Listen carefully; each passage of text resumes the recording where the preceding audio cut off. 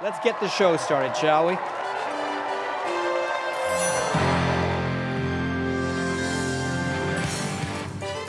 Live from BC Children's Hospital in Vancouver, it's the 29th Annual Miracle Weekend.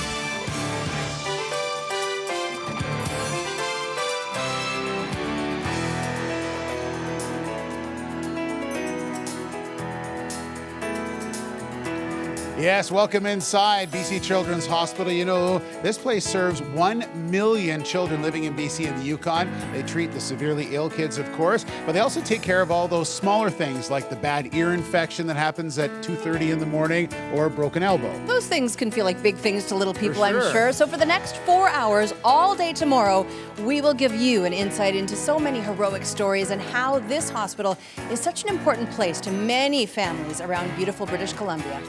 Throughout Miracle Weekend, we've been taking you to some of our communities for kids. Young patients from all over our province are treated at BC Children's Hospital. Right now, we're going to check in with Global Okanagan's Doris Begulisi for her report on a family from Kamloops. Shortly before Rachel's 15th birthday, she was unexpectedly diagnosed with a devastating, life-limiting illness.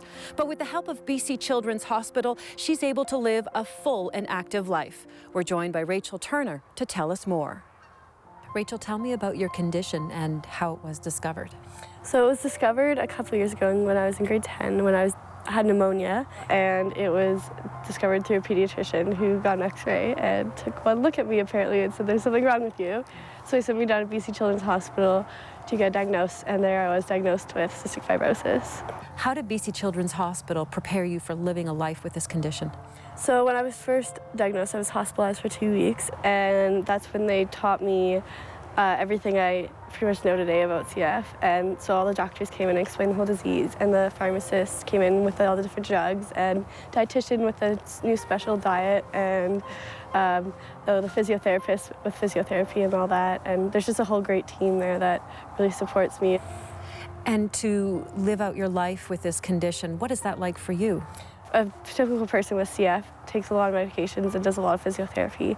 So physiotherapy is use a device called a PEP mask, and it back pressures into your lungs and helps bring out the mucus. And also special nebulizers, which also help clear the lungs and help you breathe better. And we also take enzymes for the digestive system to help get all those nutrients. And what would you tell people about supporting BC Children's Hospital so that they can help people just like you, Rachel? Well, BC Children's has just offered so much for me, and I wouldn't be here like where I am today without them. With the donations, they can do new specialized treatments and care, new facilities, and which will be a great addition to the BC Children's Hospital. And it makes me happy to see others are supporting it and love it as much as I do. For you, they've given you the breath of life. Exactly. They have indeed. Thank you. Thank you. BC Children's Hospital helps Rachel and other cystic fibrosis patients live longer, healthier lives. Your support is urgently needed so this specialized care can continue. From the South Thompson Inn and Conference Centre, I'm Doris Maria Bregalisi.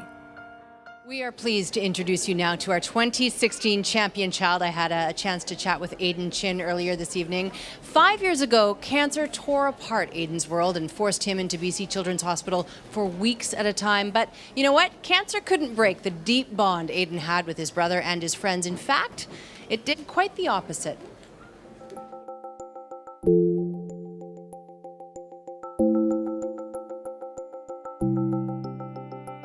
I don't expect my cancer to come back.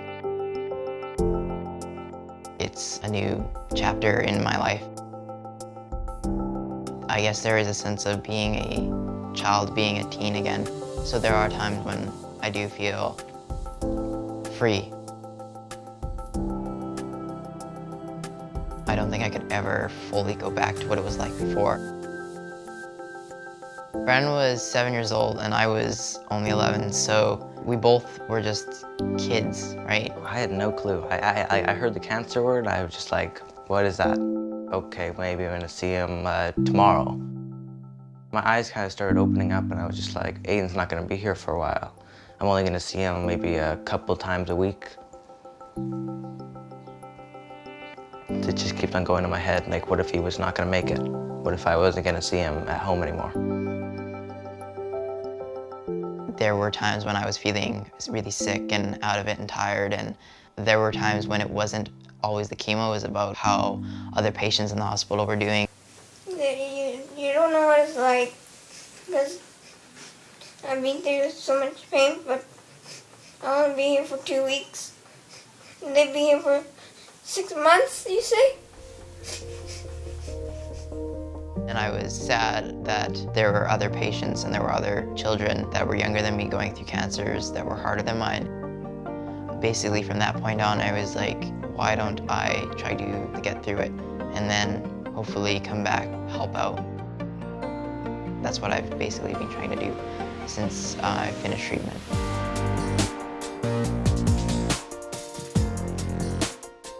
I got to join this club at the hospital called the Oncology Teen Group Club. It's something that you can't find out of the hospital. As a survivor, I'm still part of the teen group.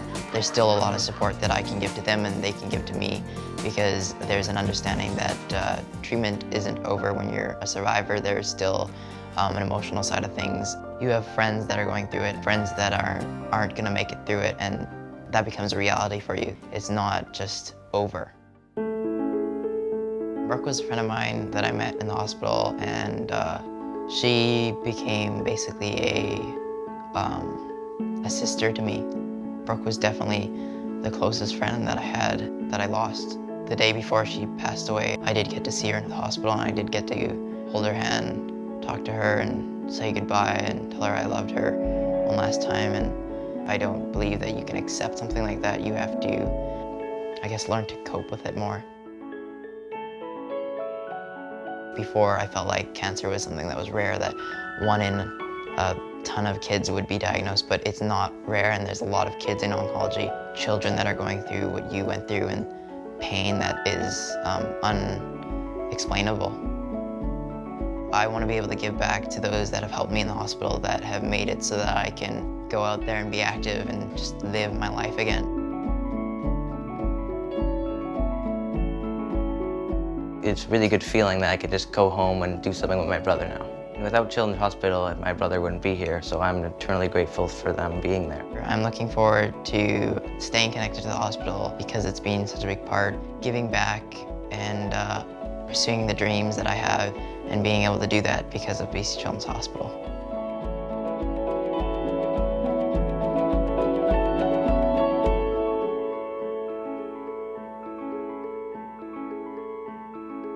Miracle Weekend coming to a close, but what a weekend it's been.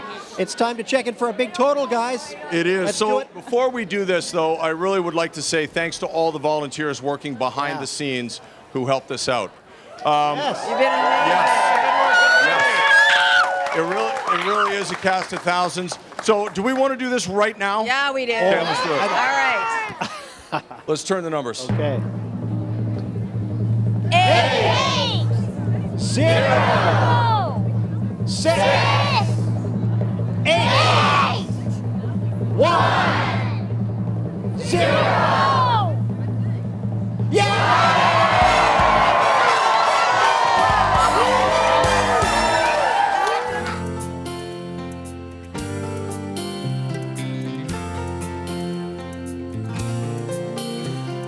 Angels are smiling, lifted by love, awed by the children, exploring their world of pure innocence, pure love. Mothers and fathers whisper their prayers, take joy in knowing that everyone shares their faith and hope and love. Little ones laughing, lost in their play, through grateful eyes you can hear them say, thank you all, thank you, thank you all, thank you. Miracles happen with love and with help from the angel in all of us. Miracles happen, oh yes they do. Here's hoping someday happens for you, and the peace comes to you from above. Miracles happen with love. Miracles happen with love. And with help from the angel and all of us, miracles happen, oh yes they do. Here's hoping someday one happens for you, and peace comes to you from above.